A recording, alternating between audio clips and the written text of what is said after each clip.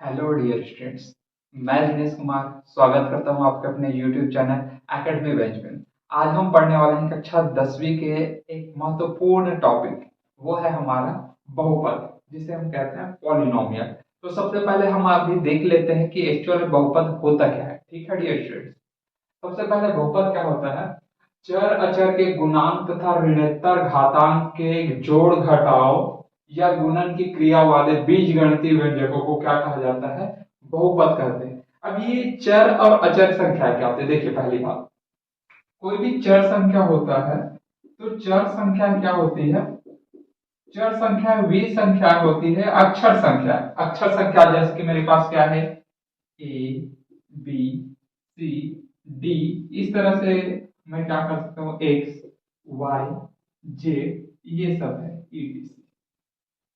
ये सब क्या है जी? चर संख्या है। तो ये संख्या है, ये सारी व्यंजक होनी चाहिए। तथा अचर संख्या क्या होती है? अचर संख्याएं, अचर संख्या। तो अचर संख्या क्या होता है जी? जितने भी आप संख्याएं जानते हैं, एक दो तीन, कुछ भी आप संख्याएं जानते हैं, ये सब संख्या क्या कहलाती है? अचर संख्या।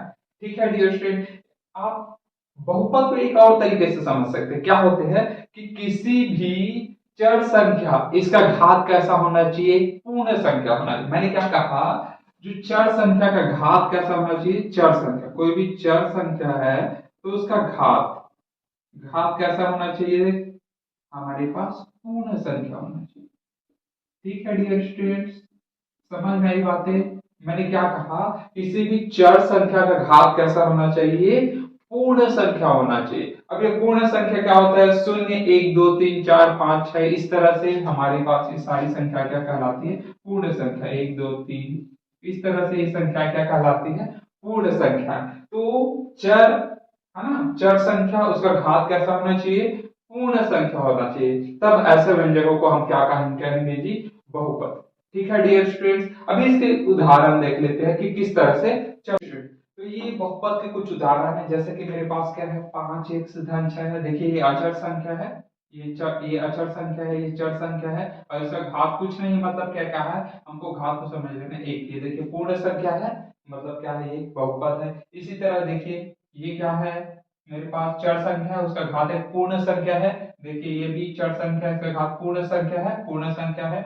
हाँ, तो इन सबको क्या कहेंगे जी? हाँ, बहुपद। ठीक है डियर स्टूडेंट। हाँ, और देखिए इसके घात कैसे क्रम में है? घटते क्रम में। देखिए, ठीक है, इसका घात कुछ नहीं, मतलब कि इस तरह, इसलिए इस तरह से मैं लिख सकता हूँ, एक से घात शून्य। एक से घात शून्य मतलब क्या होता है? एक।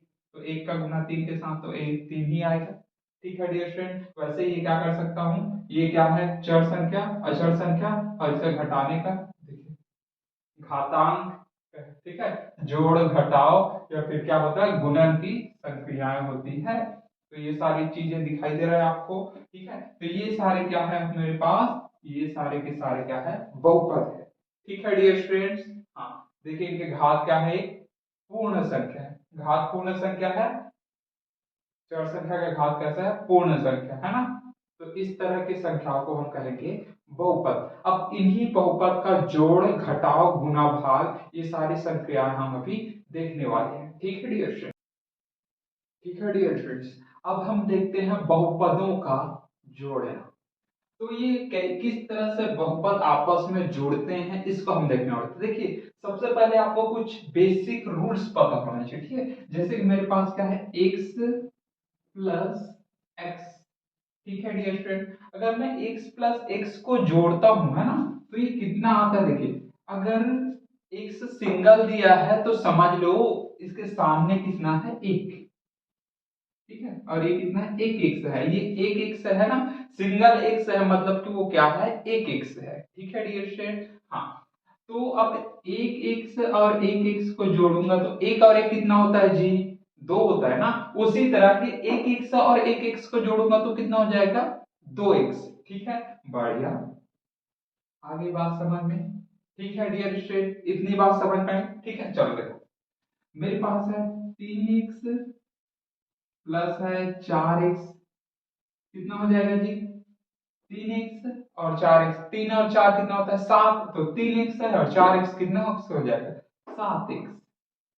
ठीक है डियर स्टूडेंट्स, आई बात समझ में? इस तरह से नहीं जोड़ देना है भाई। जैसे मेरे पास यह 3x है और सर आपने बताया है तो कर देते हैं ये ऐसे, इसको जोड़ देता हूँ सर, 3 और 4 7 हो गया सर, x और y। ना ना ना ना, ऐसा नहीं होता कि x है तो केवल अपने वाले के साथ ही जुड़ेगा, केवल x वाले घात के साथ ही जुड़ेगा, इस तरह से। ठीक है, जैसे मेरे पास दिया है x की घात 2 है और x की घात अगर मेरे पास है 3 है, तो ये आपस में नहीं जुड़ेंगे।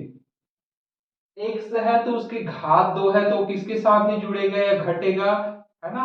तो केवल अपने घात वाले के साथ ही जुड़ेगा या घटेगा। अगर ये घात होता मेरे पास कितना हो जाता, अगर 2 हो जाता तो कुछ नहीं, मतलब क्या है, एक x की घात 2 है, कुछ नहीं मतलब क्या है, ये एक x की घात 2 है। समझ में आई बातें? ठीक है, चलो बढ़िया। अब जोड़ दो जी, एक x की घात 2 है और एक x की घात 2 कितना हो जाएगा, 2x की घात 2। अभी घात को नहीं जोड़ देना है जी, घात को नहीं जोड़ना है, क्योंकि ये घात देखिए केवल ये संख्याएं जुड़ती घटती है ना, घातें जुड़ती घटती नहीं है भाई।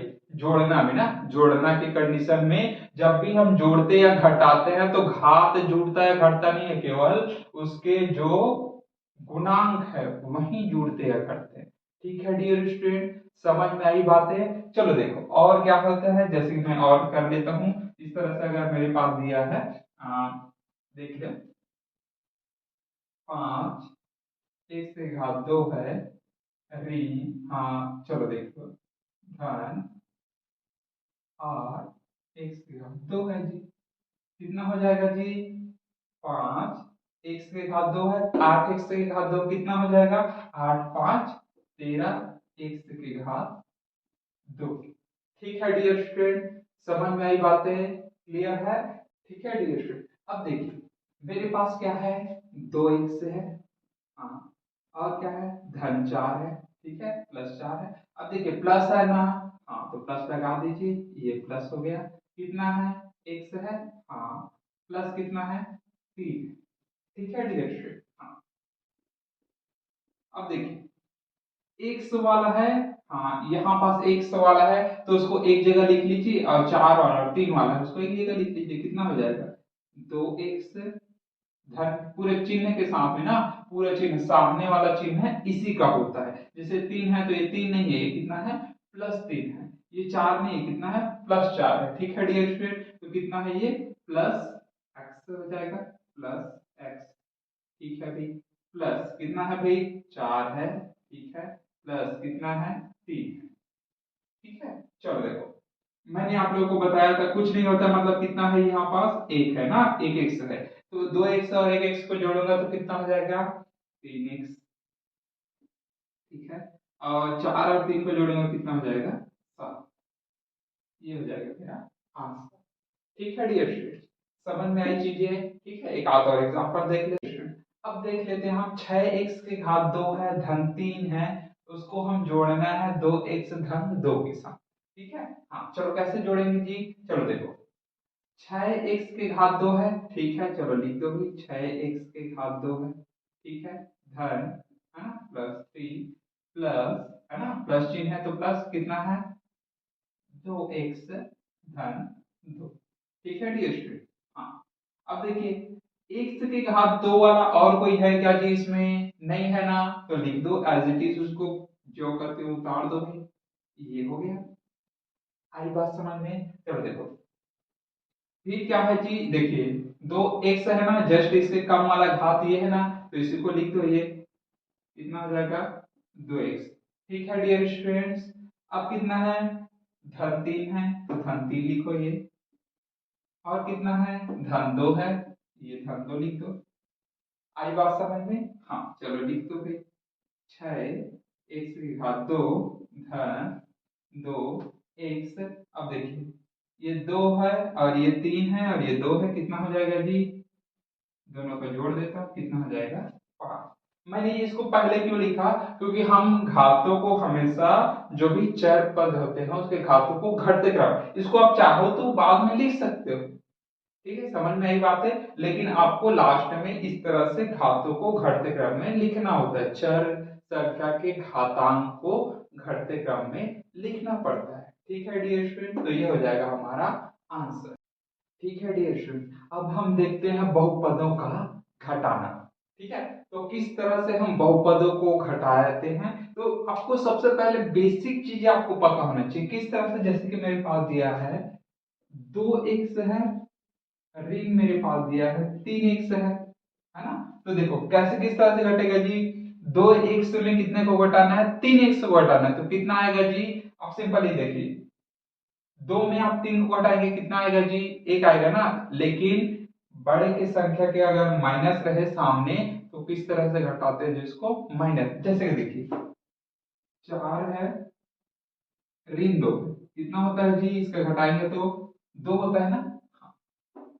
मेरे पास 3 है, ऋण 5 है, तो कितना होगा जी। देखिए 3 है, ऋण 5 है, मतलब कितना होगा, है ना। ये तो सर बड़ा छोट नीचे है सर और छोटा वाला ऊपर है, तो कैसे घटाएंगे, आपको उसी तरह से घटाइए जिस तरह से आप घटा रहे। तो 5 में 3 घटाऊंगा कितना आएगा जी, 2 आएगा।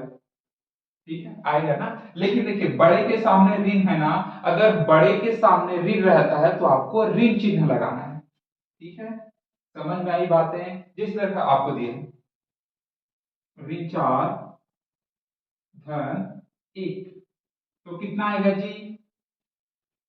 सर एक ठो ऋण है एक ठो धन है, मतलब क्या होता है, घटता है। एक ठो ऋण है एक ठो धन है, तो क्या होता है, घटता है। घटा दो जी, कितना आएगा। 4 में एक एक घटाओगे तो 3 आया। लेकिन बड़े के सामने क्या है, ऋण चिन्ह है ना। हाँ, तो ऋण चिन्ह लगा दो। ये आई बात समझ। देखिए और देखिए, जैसे मेरे पास ये है ऋण 5 धन 6। देखिए एक ठो ऋण है एक ठो धन है, तो क्या होता है, घटता है। घटा दो, कितना हो जाएगा, 1। लेकिन बड़े के सामने धन है ना, इसलिए यहां पास क्या आएगा, धन चिन्ह आएगा। देखो बड़े के सामने जो चीजें रहेंगी, जो चिन्ह रहेगा वही चिन्ह लगाना है।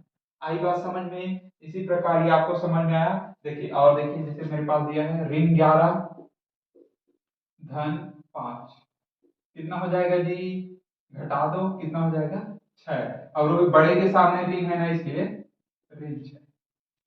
क्लियर है बात, समझ में आई चीजें।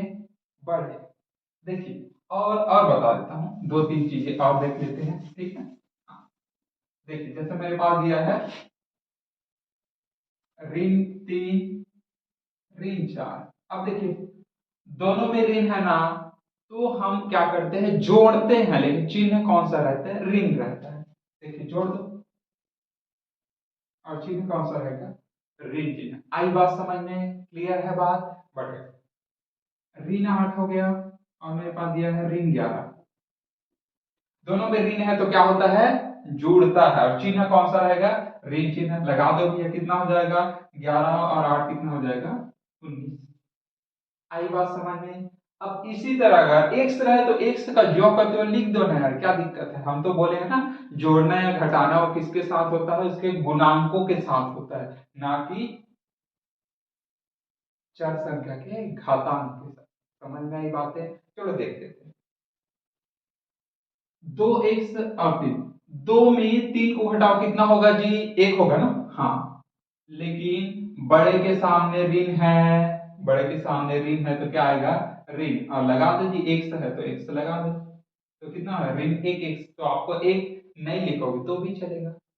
ठीक है, समझ में आई बातें। चलो देख लेते हैं और देख लेते हैं। मेरे पास दिया है 4x ऋण, है ना। मेरे पास दिया है 2x, कितना हो जाएगा जी, 4 में 2 घटाओ कितना आएगा, 2 आएगा। हाँ ठीक है, 2x। आगे बात समझ में, 4x में 2x को घटाओ, 2x आ गया। समझ में आई बात। इसी तरह से आप ज्यादा घात वाले को लेकर भी सॉल्व कर सकते हो। जैसे मेरे पास दिया है 3x2 ऋण 2x2, कितना हो जाएगा जी, घातांक वाला है। हाँ, 3 में 2 घटा दो कितना आएगा, 1 आएगा सर। और 1 से घात 2, देखिए बड़े के सामने क्या, कुछ नहीं मतलब धन होता है ना, कुछ नहीं लिखा है मतलब कि धन होता है चीज। ठीक है, धन को कई बार नहीं लिखते हैं सामने वाले। आई बात समझ में, क्लियर है बात। चलो देखो, 3 x3 है, ऋण 2 x2 है, धन 4 x3 है। अब कितना आएगा जी, देखिए x के घात 3 है, x के घात 3 वाला यही है ना, तो जो समान घात वाला रहता है उसी के गुणांक घटते या जुड़ते हैं, बताया था। देखो 3x के घात 2 है और ये 4x के घात 2 है, देखो 3 है ना, ये भी 3 है, घात तो घातांक जुड़ जाएगा, देखिए धन है, इसके बीच कुछ नहीं, मतलब क्या होता है धन, तो 4x पहले एक साथ लिख लो, कोई दिक्कत नहीं, 3 x घात 3 धन 4 x घात 3, और क्या बचा जी, ऋण 2 x घात 2। समझ में आई बातें, देखिए अब मेरे पास 3 x घात 3 है धन 4 x घात 3 है, कितना हो जाएगा जी, 3 और 4 7, हाँ 7 x घात 3 ऋण 2 x घात 2। क्लियर है बातें, समझ में आई बातें कि किस तरह से ही हुआ, आई होप आप लोगों को आ गया होगा। चलिए अब क्वेश्चन सॉल्व करते हैं, ठीक है। तो सबसे पहले देखिए आपको चिन्ह परिपाटी का नियम या आना चाहिए। तो चिन्ह परिपाटी का नियम क्या होता है, देते चिन्हों का गुना आपस में किस तरह से होता है, ठीक है। चलो देखो, जैसे कि मेरे पास प्लस और प्लस का गुना क्या होता है जी, प्लस और प्लस को मल्टीप्लाई करो तो क्या आता है, प्लस आता है, ठीक है डियर स्टूडेंट्स। हाँ, प्लस और मेरे पास क्या है, प्लस और माइनस का जब मैं क्या करता हूँ गुना करता हूँ तब क्या आता है जी, माइनस आता है। क्लियर है बात, मेरे पास है माइनस, गुना दिया है प्लस, ठीक है, तो इसका गुना करूंगा तो क्या आएगा जी, माइनस, ठीक है। हाँ, और अगर मैं क्या करूं माइनस और क्या कर देता हूं माइनस, दोनों का गुना कर देता हूं तो क्या आएगा जी, प्लस। ये अगर आपको याद है तो आपको बेसिकली आप कोई भी बहुपद है तो आपको उसके चिन्हों में गुना करने में कोई दिक्कत नहीं होगी, ठीक है। चलो देखते हैं आगे क्वेश्चन सॉल्व करते हैं। मेरे पास क्या दिया है, 3x धन 4 में घटाना है किसको, 4x से ऋण 6 को, ठीक है। चलो देखते हैं, तो पहले एज इट इज लिख लो, देखो 3x धन 4 है ना, देखिए ये ऋण है ना, तो जब भी कोष्टक हटाएंगे तो ऋण क्या होता है, अंदर गुना होता है, क्या होता है अंदर गुना होता है। देखिए अब मैंने क्या बोला, देखिए खाली है ना, खाली है मतलब कुछ नहीं, मतलब क्या है प्लस है, प्लस है बात, आई बात समझ में, कुछ नहीं रहता मतलब सामने में क्या है प्लस। देखिए अब अंदर गुना होगा, कोष्टक को हटाऊंगा तो अंदर गुना होगा ना ऋण का जी, जब कोष्टक हटाऊंगा तो ऋण अंदर गुना होगा, तो ऋण और धन का गुना क्या हो जाएगा जी, ऋण और धन का गुना क्या होता है, ऋण होता है, तो लगा दो ऋण, कितना हो जाएगा 4x। आई बात समझ में, क्लियर है? चलो भाई ऋण, अब देखो इसका हो गया ना, हाँ अब ऋण अंदर गुना होगा इसके साथ, तो ऋण और ऋण का गुना क्या होता है जी, ऋण और ऋण का गुना प्लस होता है जी, ये लगा दो, माइनस और माइनस का मल्टीप्लाई करने पर क्या है प्लस। अब देखो मैंने क्या बोला है, एक्स वाले को एक साथ लिख लिया करो और संख्या वाले को एक साथ लिख लिया करो, चिन्ह से ना। हाँ तो देखो 3x है, हाँ ये कितना है, ऋण 4x है ना, तो ऋण 4x को लिख लो जी, ये हो गई बात समझ में, आई बात समझ में, चिन्ह के साथ लिख लिया ना पूरा।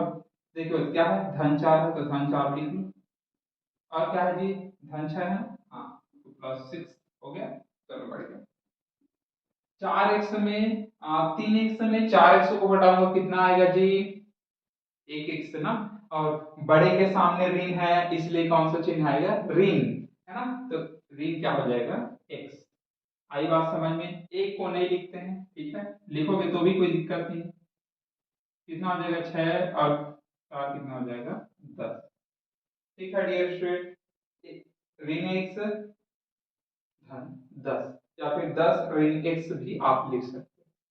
आई डियर स्टूडेंट, अब हम देखने वाले हैं 2x के घात 2 धन 3x धन 5 में x घात 2 धन x ऋण 2 को घटाइए।